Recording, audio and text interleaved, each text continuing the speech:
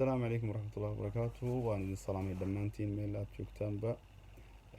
runtii maanta waxaan jeclaa inaynu ka hadalno wax ku saabsan isku daaweynta dhirta. dhirteenna waddankeenna hooyo dhir badan baa ka baxda. dadka aqoonta unana yacni waxay weliba dadka jooga miyiga dhirta si fiican u yaqaanin, laakiin wax ka dhaxla cilmiga dhirta iyo daaweynteeda way yar yihiin haddaanay jirinba. maanta waxaanu ka hadlaynaa si degdega ayaynu ka hadlaynaa geedkan la yidhaahdo malmalka. waxaan doonayaa inaan idiin sheego horta malmalka haddeerto haddaynu idhaahno telefishinka af soomaaliga wax lagu yahda telefishin,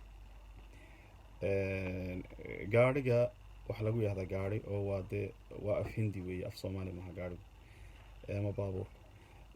haddii aynu idhaahno matalan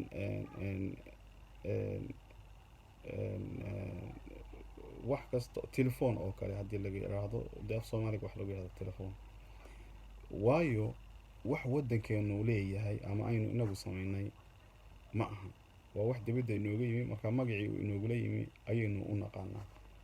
laakiin haddii la yidhaahdo qumbe af ingiriisiga maxaa lagu yidhahdaa ama afafka kale ama carabiga maxaa lagu yidhahdaa?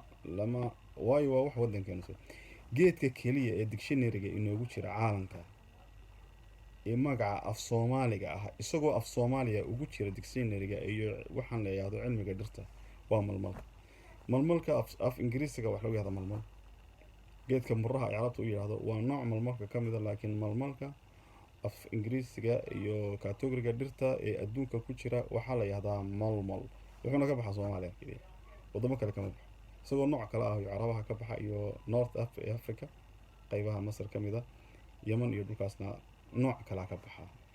laakiin malmalka loo yaqaano malmal ee ingiriisiga wuxuu ka baxaa waddankeena, waxaana weeye geed cajiiba oo dawo ah, waana geed cudurro badan daawo ka ah oo antibiotic ah oo antioxide wuxuu daaweeyaa cudurro badan oo virusyada ka mid a, bacteriada ka mid a, gooryaanka caloosha gala iyo cudurradan magaranaysaa cayayaanka ah ee gala.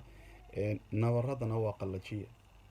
nabarka waxa laga yaabaa dumarkii hore way isticmaali jireen, wuxuuna sameeyaa waxaa loo isticmaali jiray dad badan ba hadda soo odhanaya oo ninkan dee malmalka waxaa loo isticmaali jiray awrta qooqda lagu qawlaamin jiray oo markaas uu qooqu ka jabo.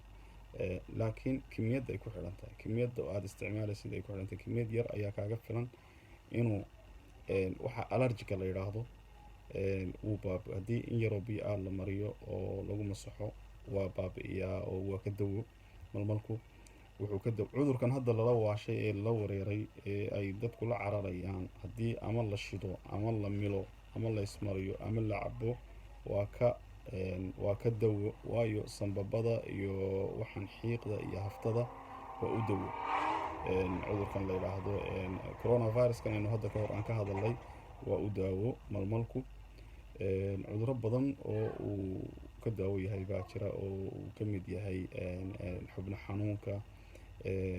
waana geedkii aynu odhan jiray de ninkii yaqaan baa yaqaana shambogsiyaha, isaga malmalka ka xoog weyn. guriga uu yaallo masaskuma soo galaan iyo wixii uurka ku socdaa ama waxaan ruuxaaniyaadka ee ku salaysan ma soo galaan malmalka. waxyaaba badan baa lagu daaweeyaa oo uu ka mid yahay xubno xanuunka iyo waxaan loo yaqaano magaranaysaay cudurrada beerka ku dhaca. wuxuu yahay qofku marka uu in yar ka isticmaalo malmalka, sunta beerka fadhiisata waa waxa keliya ee saara isaga iyo marka laysu loo isticmaalo bahalkan la yihahdo khalka iyo liin dhanaanta marka laysku daro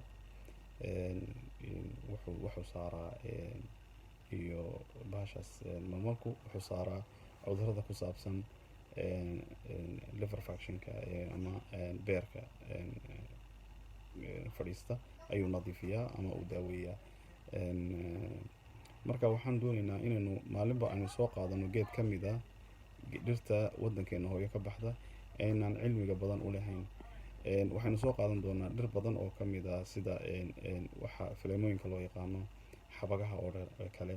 waxaynu soo qaadan doonaa dhir kale oo aynu haddii alla yidhi aynu ka faa'iideyno sida loo isticmaalo dhirta. waynu naqaanaa waxyaabo badan baynu doonaynaa inaynu ka wada hadalno oo cilaajiya ama ruuxaani ha ahaado ama jirka ha ahaado.